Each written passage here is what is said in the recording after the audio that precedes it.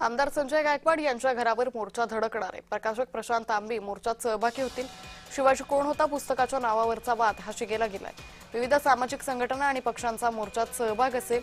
मोर्चाच्या पार्श्वभूमीवर Buldhana police alert मोडवर आहे। ठिकठिकाणी पोलिसांचा तगडा बंदोबस्त तैनात करण्यात आलेला आहे। याचाच आढावा घेतला आमचे प्रतिनिधी प्रफुल्ल खंडारी यांनी। शिवाजी कोण होता या कॉम्रेड गोविंद पानसरेंच्या पुस्तकावरून सुरू झालेला वाद थांबायचं नाव घेत नाहीये। प्रशांत आंबी जेव्हा पोलीस स्टेशनात दाखल झाले, गुन्हा दाखल करला, तेव्हा टाळाटाळ केली।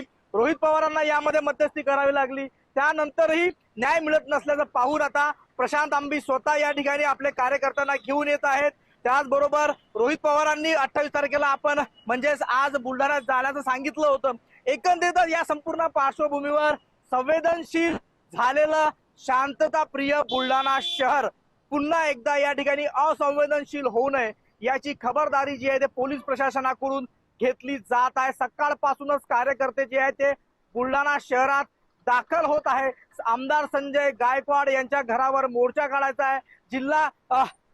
जिल्हाधिकारी कार्यालयावर मोर्चा काढला जाणार आहे आणि त्याच पार्श्वभूमीवर बुलढाणा शहराची शांतता भंग होऊ नये याची खबरदारी जी आहे ते बुलढाणा पोलीस यंत्रणेकडून घेतली जात असल्याचं पाहायला मिळत आहे।